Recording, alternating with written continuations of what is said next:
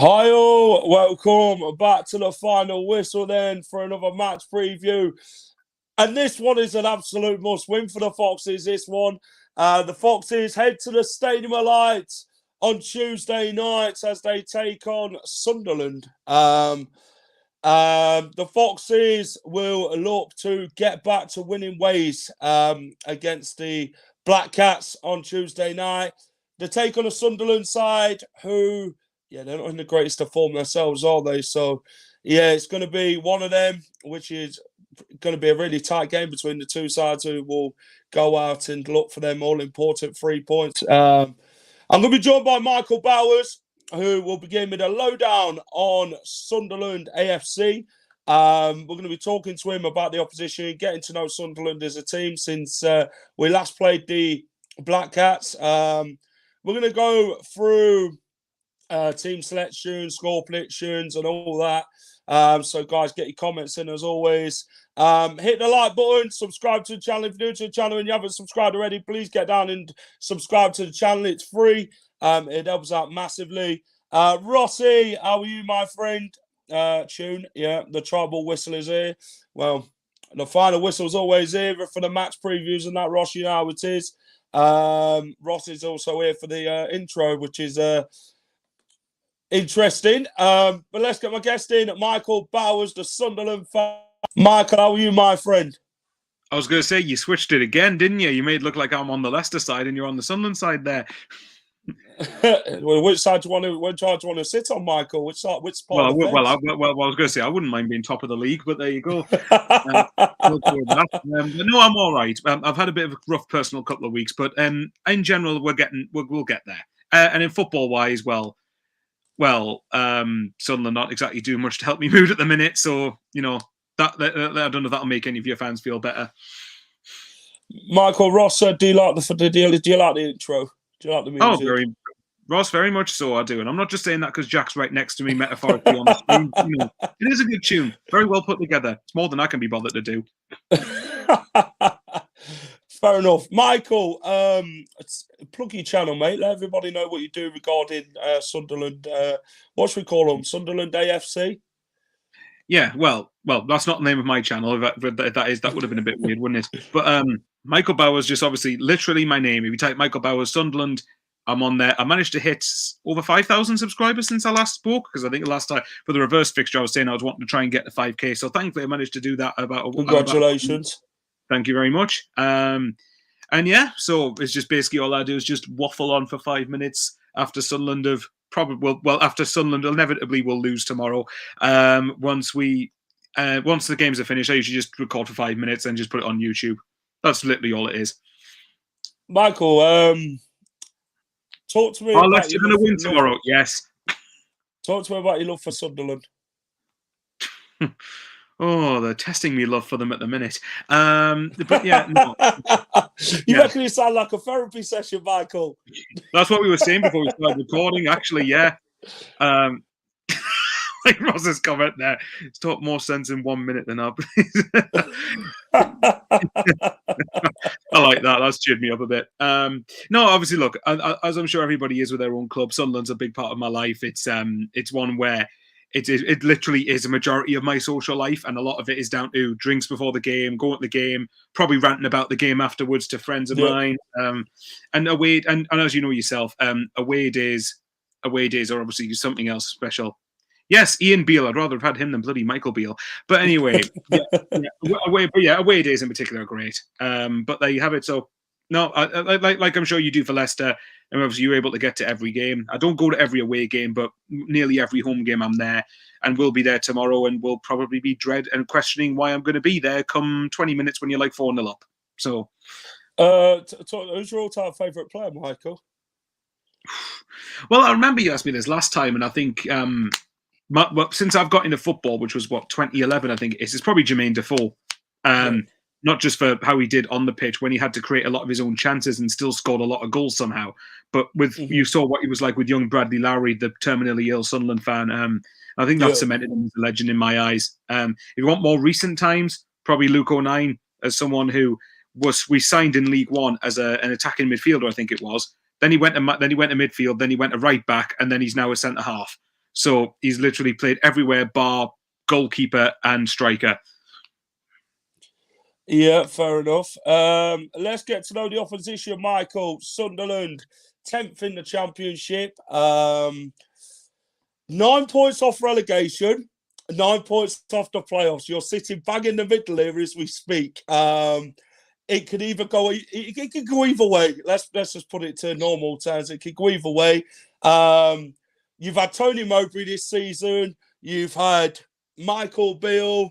You've had Mike Dodds twice as interim boss. What has gone on at Sunderland? I mean, how would you sum up the season since you've obviously last played Leicester? Oh, how long have I got to tell you? Right, since Tony Mowbray, we kept until I think it was early December. It was after a 1-1 draw at Millwall at the start of December. And we sacked him. Now, there was rumours that there was discontent behind the scenes in terms of transfers between Tony Mowbray and our sporting director and our hierarchy, even though he kind of knew that that was what he was signing up for. But since we sacked him, we then had Mike Dodds for 3 games, I think it was. Sorry, we beat West Brom at home, we beat Leeds at home. I'm sure Leicester fans were. You'll know Ant, who's a Leicester fan, and who's got his own channel. I was in a group chat with him, and he said, "I absolutely love Sunderland that night. We beat Leeds for years." But yeah, we played really well across those 2 games. We then had a 1-0 defeat to Bristol City, which we lost via a penalty. Then our board decided to have brain damage and thought that Michael Beale would be the right man to take Sunderland forward. Now, what they were on when they made that decision, I have absolutely no idea. To answer Ross's question, why was Sunderland fan base so against the appointment?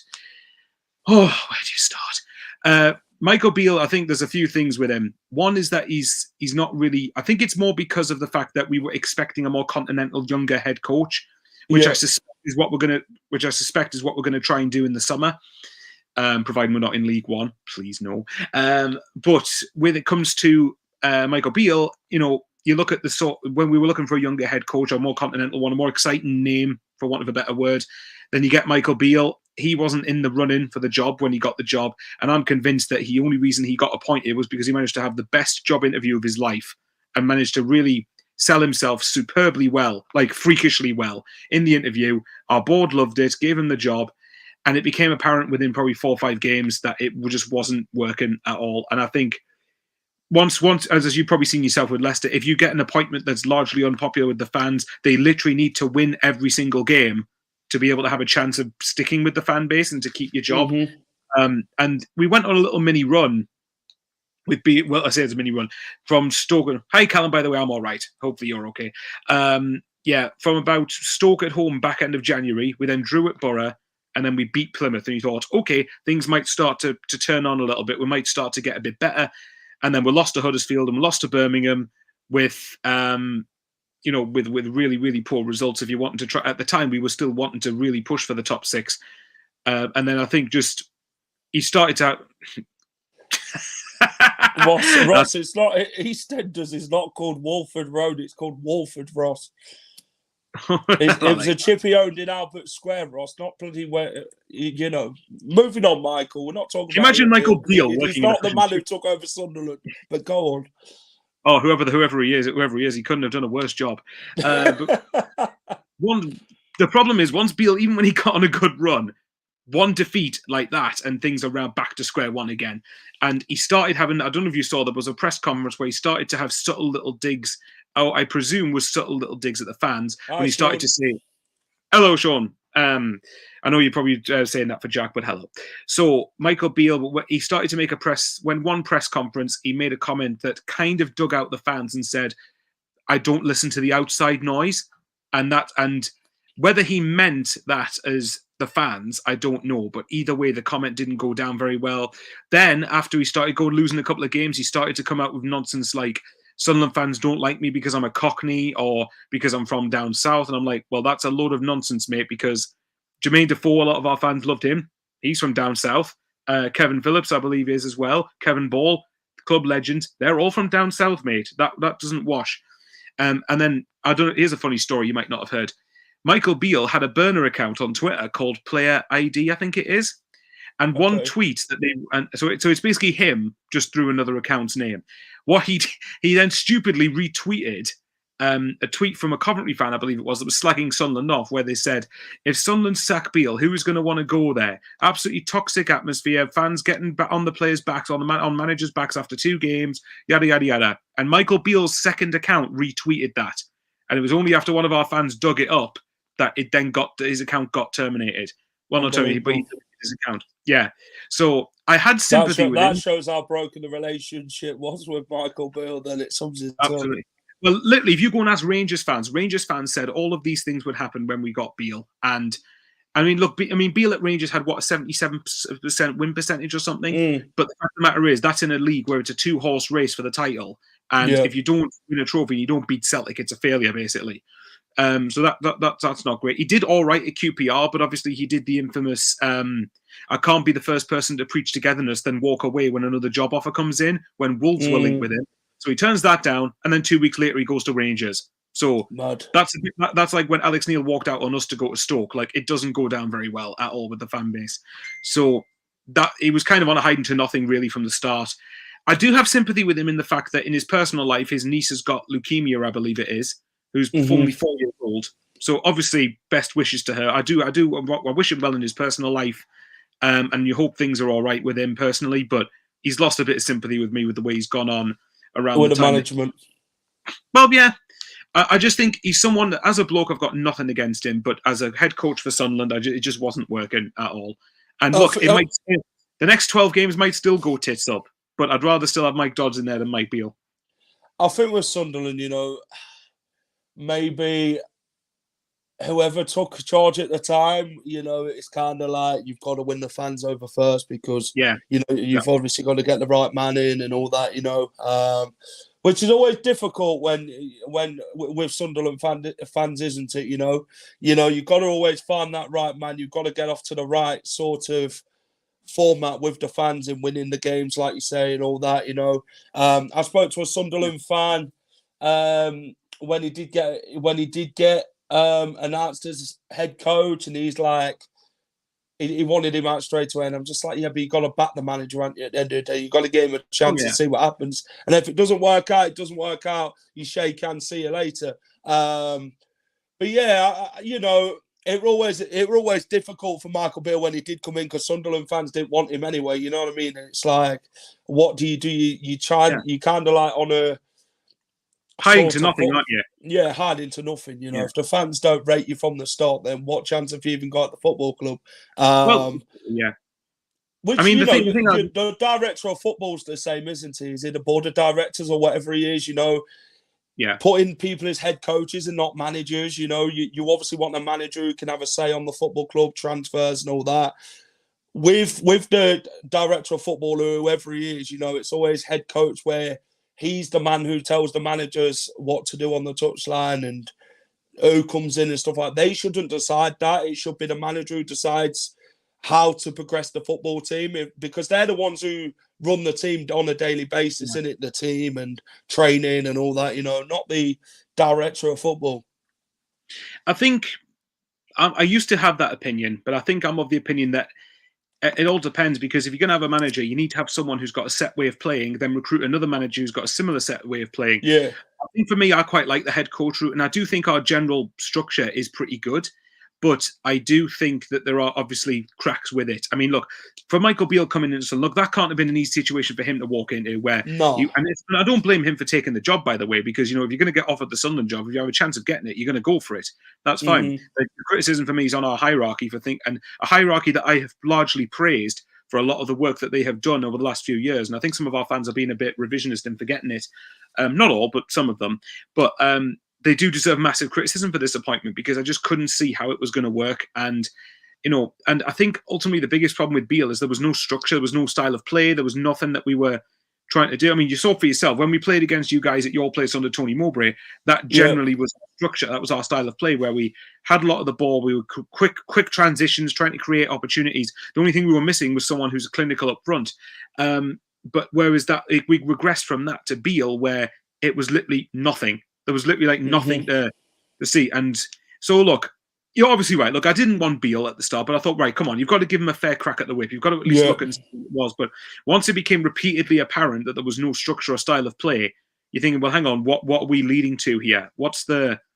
It's like Michael Beale was the last resort with Sunderland because they wasn't getting like the managers like your Will Stills who were doing quite well at Rome and people like that. I think they expected more better from the board to bring in someone more better.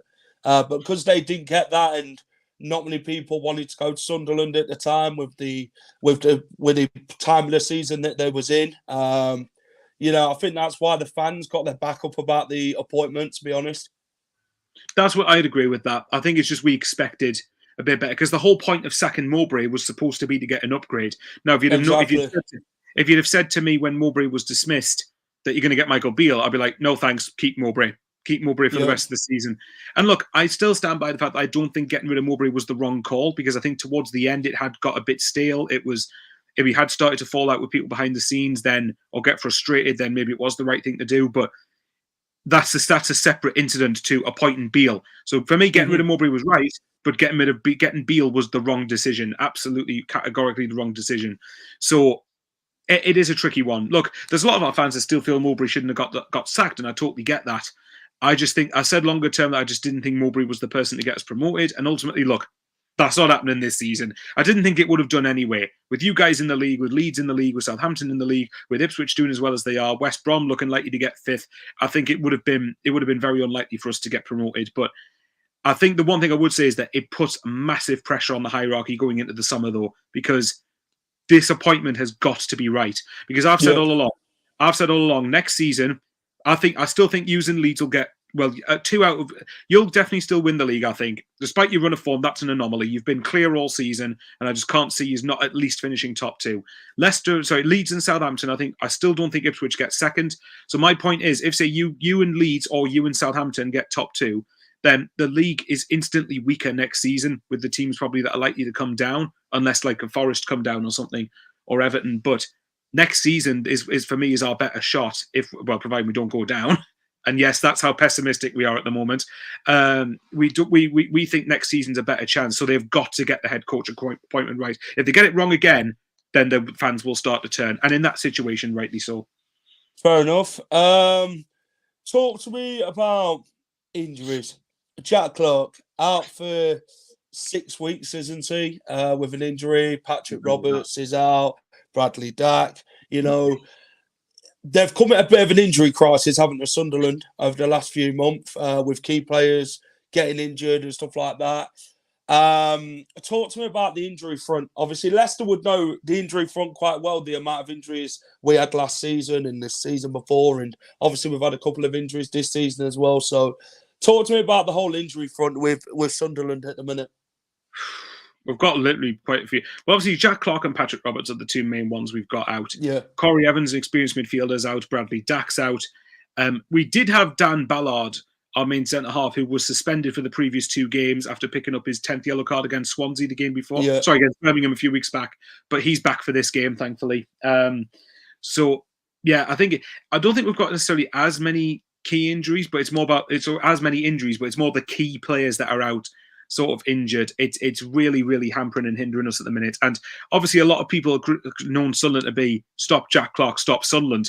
But at the end of the day, other players can't hide behind that. You've got to try and prove to step up and think, because look, at the end of the day, one way or another, you can't put everything on one player, can you? Well, exactly. No, you can't. And for me, and I've said this since September, we're not getting promoted. Jack Clarke will 100% be gone in the summer. He's gone. Mm-hmm. So we've got to start adjusting to life without him. Whether we like it or not, you're going to have to start finding a solution to him not being here.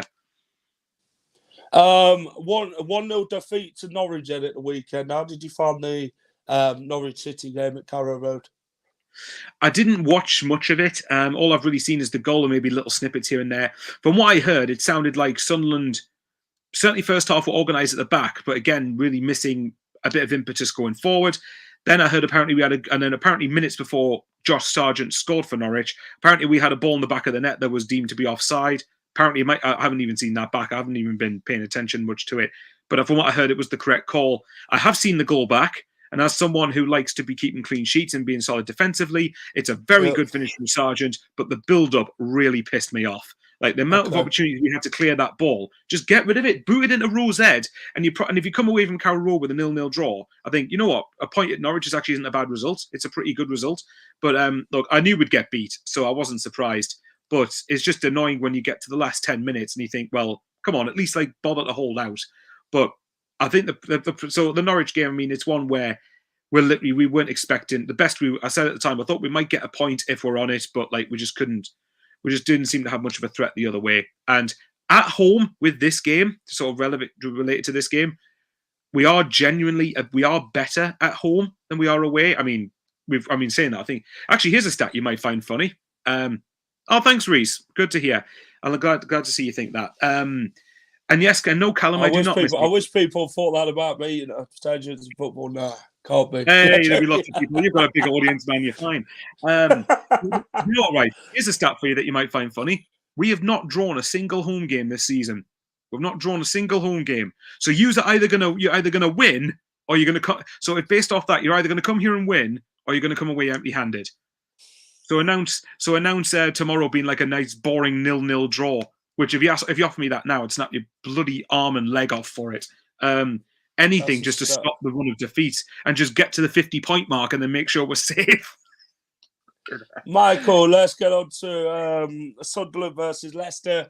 Tuesday night under the lights at the Stadium of Light. The league leaders come to town. I tell you what, it's squeaky bum time for Leicester at the minute with Ipswich 3 points behind the Foxes, Leeds 5 points behind in third. We go into the game, 3 defeats in the last 3 straight in the league. Leicester have got to come to the Stadium of Light and get back to winning ways, to be honest. This one's a very much must-win, to be honest, Michael, for us. We wasn't... I don't think we were great against Queen's Park Rangers, to be honest. We lacked to really break them down in that, to be honest. Which we have in the last few games with obviously Middlesbrough as well. Couldn't really break them down. We've got to find a way of winning this game tomorrow, to be honest. We can't afford to slip up anymore, if I'm honest. This was a huge game for us. A game where we've got to get the team selection right and get the formula right tomorrow night. Obviously, we can't overlook Sunderland at all.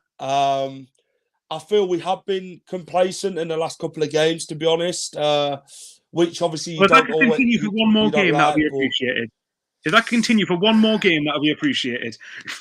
But yeah, Sunderland don't go into this game in great form either, do they? So for me, this one's going to be a tight game. It's both sides who need a win. Leicester, I think, very much so need a win. Sunderland are in between, sort of where they are at the minute with the relegation and playoff sort of scenario with the 9 point situation. Leicester can't afford to slip up tomorrow night for sure. You know, we've got to go and give it our all and pick up them 3 points because Ipswich, we're looking over our shoulder at the minute in this promotion push. And it's getting closer, isn't it, Michael, between the teams at the top and the top 4. And squeaky bum time's probably the best way to put it. What's your thoughts on the game itself? Well, to be honest, it doesn't get any easier for us because after you guys, we've got Southampton away next Saturday, which I'd imagine you will probably want to be cheering us on to get something, I suppose. Well, you beat them last time, didn't you? Well, we did, but we were much more of confidence then. We had Jack Clark, so it's going to be a complete. And Southampton won't. I think Southampton will be wanting a bit of payback for that, I imagine. But as far as this game, I'm really not expecting anything. And I know that. I think you told me before coming on that QPR fans didn't expect anything, but like we are. For us to have any chance of beating you tomorrow, we have to stop you scoring. We are not going to outscore you. I'll be absolutely astonished. The only way I could see us beating you comfortably is if it's a freakish incident where you go down to 10 men and we get 2 penalties, or if it's like a mad game or something like that. That is literally the only way we are going to score a couple of goals in this, because at the moment we just look devoid of confidence. We look devoid of any ideas. We look, well, maybe that's a bit harsh to be fair. Apparently from what I heard, we did have some chances at Norwich, but I don't know. The fact it's at home gives me a little bit of hope that we could maybe squeak something out of the game. But to be honest, I mean, am I right in thinking, have you guys got Hull away on Saturday? Yeah, we've got this one. This is a massive week for us. 2 away games.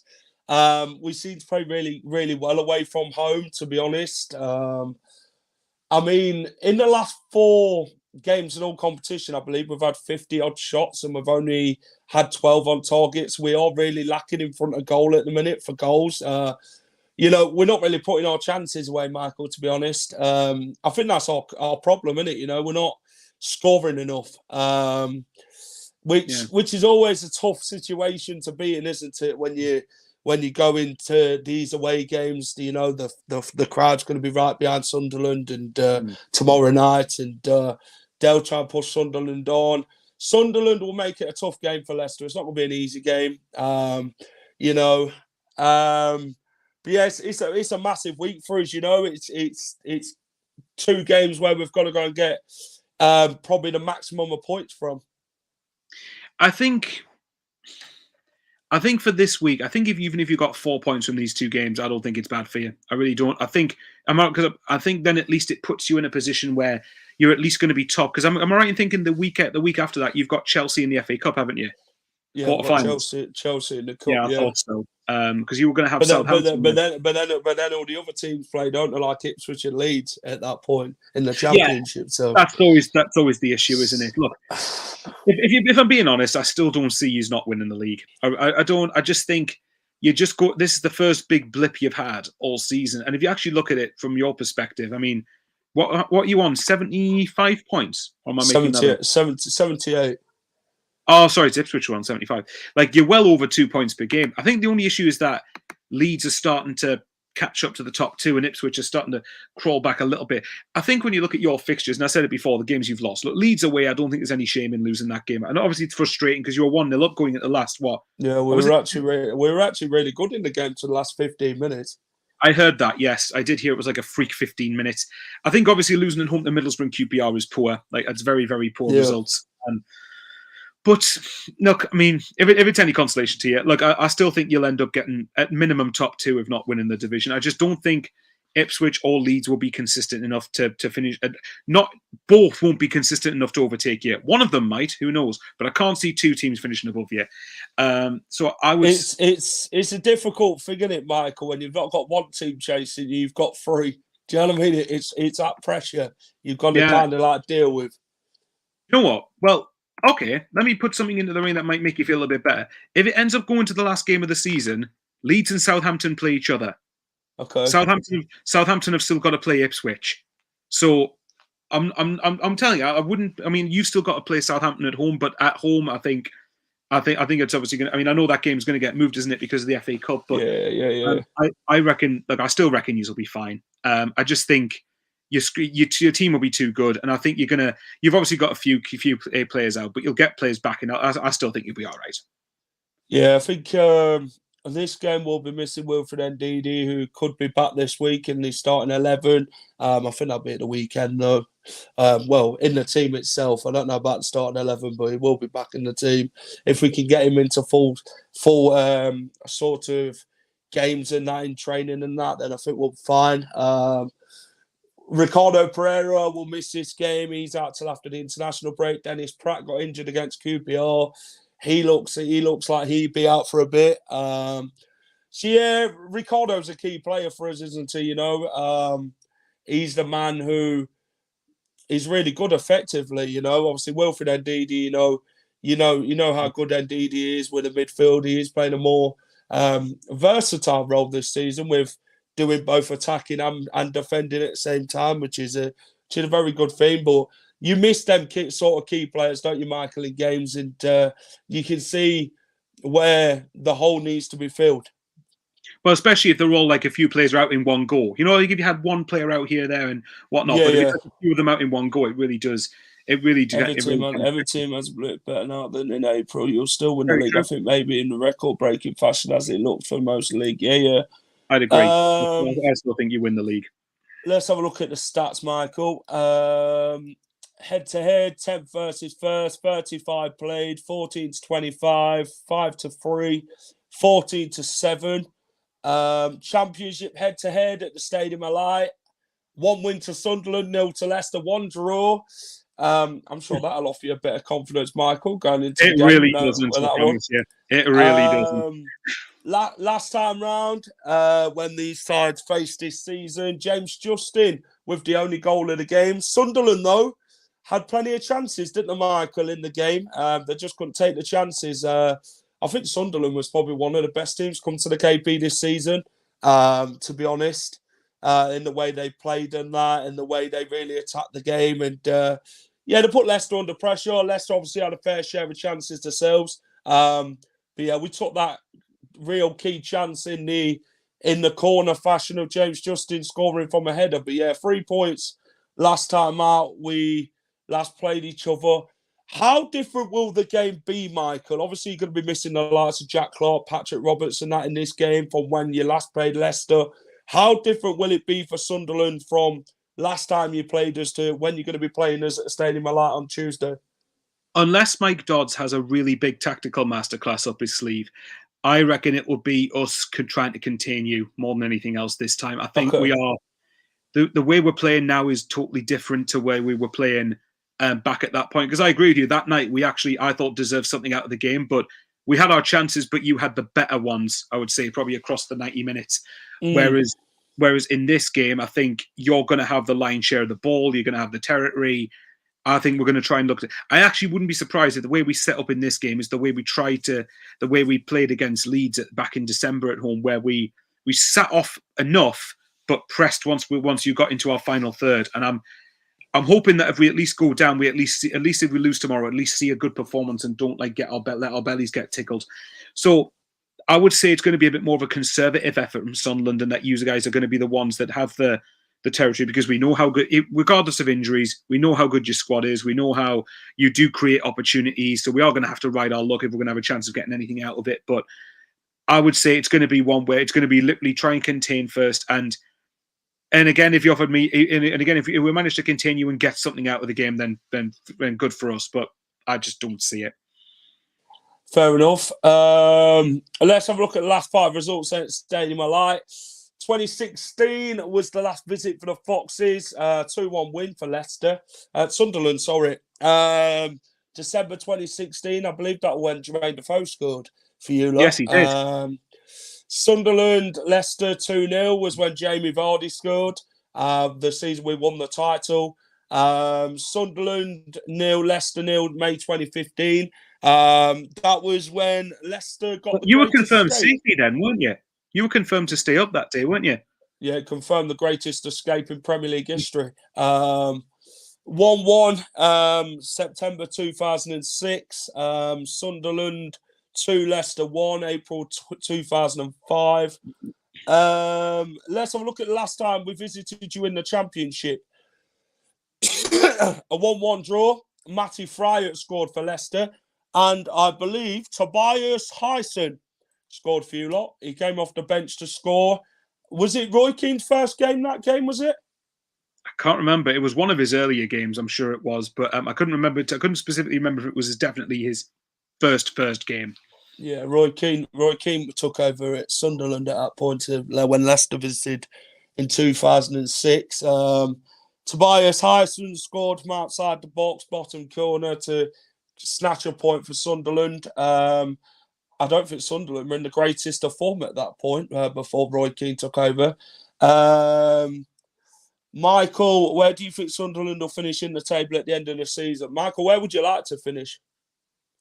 Well, where would I like to be happy enough to sit where you are now and in between both, or can you really push on? Well, where I would like us to finish is 6th, but I've written that off. That's not happening. We're not getting top 6. I think anywhere down to Coventry, anywhere down to Coventry, I think have got a fair shout. But I think we've got think if we're 9 points off with 12 games to go, I think you're relying on 4 or 5 teams being crap basically, and we'd have to really put a really good run of form together to get into it. So if you offered me where we are now, I probably would take it. I think if you get it, and if you look at it on the grand scheme of things, if we finish 10th, for example, or finish top half, then we've had 2 successive top half championship finishes after 4 years in League One. It's only because we obviously did so well last year getting into the playoffs that, probably rightly so, expectations were raised. But like next season's a different challenge when we get to it. If you offered me 10th now, I'd snap your hand off. Yeah, 11 big games, Michael, for teams who's around the relegation battle. There's a lot of teams in that, aren't there, Michael? That's very close, that is. Well, hopefully we're not in now. Please don't let us be in that. Then there's the teams at the top: Ipswich, Leicester, Leeds, Southampton, and then obviously the playoff spots with West Brom, Hull, Norwich, Preston, and Coventry. Michael, I'm going to ask you the next one then. Team selection. How does Sunderland line up against Leicester formation-wise, and what's your starting 11? Oh, this is a hard one, this. Right, let me think. Right, so look, I imagine that it will be Anthony Patterson in goal. It will be a back 4 of Trey Hume, Dan Ballard coming back into the team unless he's ill or injured. Luke O'Nien staying in the team with who's left back? Leo Yelder, who we signed from Leeds in January, who's been a bit off form recently, so he needs to book his ideas up and get back to it. I imagine it'll be Dan Neil partnered with Pierre Equa in the centre of the park. And then this is where it gets tricky, isn't it?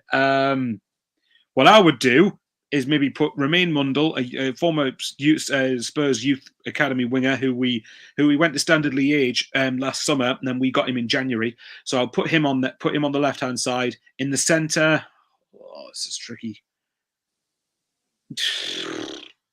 All right, I'll go Abdullah Bar in the 10 with Callum Styles, who we signed on loan from Barnsley, maybe on the right, and then Nazari Rusin up top. That's what I would do. But I suspect Joe Bellingham will probably play. And it's not because I don't like Joe Bellingham. He's just literally, he's on his arse. He's literally been overplayed and needs a breather. But I imagine Joe will probably start instead of Abdullah Bar. Interesting. Leicester, Hermanson in goal, Chowdhury, Connor Cody, Wout Fass, and I'd go Callum Doyle. Obviously, Callum Doyle against his former club. On loan. He had a successful spell with, didn't he, Callum Doyle at Sunderland. Yeah, he did. Harry Winks will play with a midfield 4 of Mavididi, Abdul Fatawu, left and right. Keenan Dewsbury Hall. To be honest, Dennis Pratt's going to be out for this game, so I'd put Kelechi Iheanacho as a centre attacking mid, to be honest. I'd give it a go, you know. And then I'm going to go with Jamie Vardy. I think, to be honest, I'd potentially take the little gamble on Iheanacho as a centre attacking mid, see how it goes, because he can hold up the ball and that, and really help like Vardy like get into them spaces and stuff like that. So yeah, I think that'll be my team for tomorrow. Last one, Michael, is the score prediction. I mean, what is your head and heart saying for this one? Well, my head is saying you will win 2-0. I think we might contain you maybe till the 60th minute or something, and then I think you'll just end up breaking us down. And then if you get the first goal, then it suits you guys perfectly, doesn't it? Because then we literally have to come out at you, and then all of a sudden you're able to hit teams on the break. It's literally a scenario when we've took the lead before.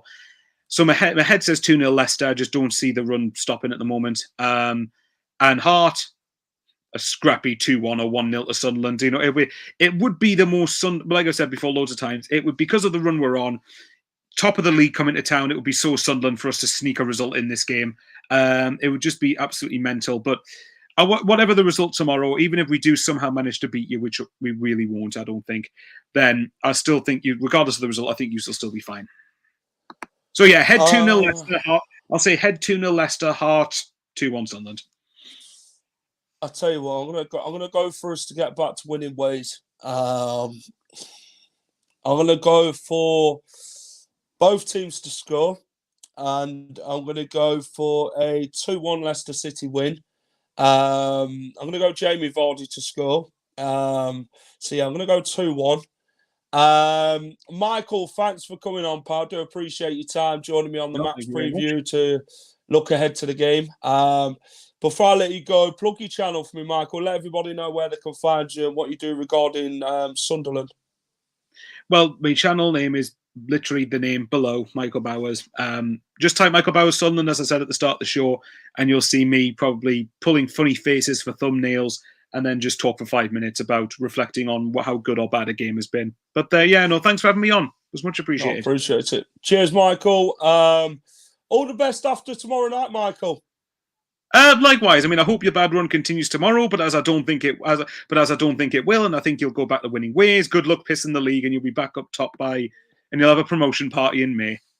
Cheers, Michael. No worries. That was Michael Bowers, great guest. It's always good to get different guests on from other clubs to join us for this match previews, what we do on the channel. Thanks to you guys for getting involved as well. Before I go and check out the Championship predictions week 36. Me and Ant from Hull and Back did the predictions for week 36. Go and check them out, see what we gave all the predictions for the midweek games Tuesday and Wednesday. There'll be a match day vlog out on Wednesday morning, as we'll be at the game tomorrow night at the Stadium of Light, as we travel to Sunderland for the game. And then we've got Championship predictions week 37 on Thursday. And then we have the match preview for Hull, as Leicester head to Hull after Sunderland. So, thanks for watching, guys, as always. Take care. Remember to hit the like button. Subscribe to the channel. If you're new to the channel and you haven't subscribed already, please do so. Thanks for watching. Take care. Keep it at the final whistle. And come on, you Foxes. Hi all, thank you for watching The Final Whistle. If you enjoy all our content, please remember to smash a like, share and subscribe to the channel.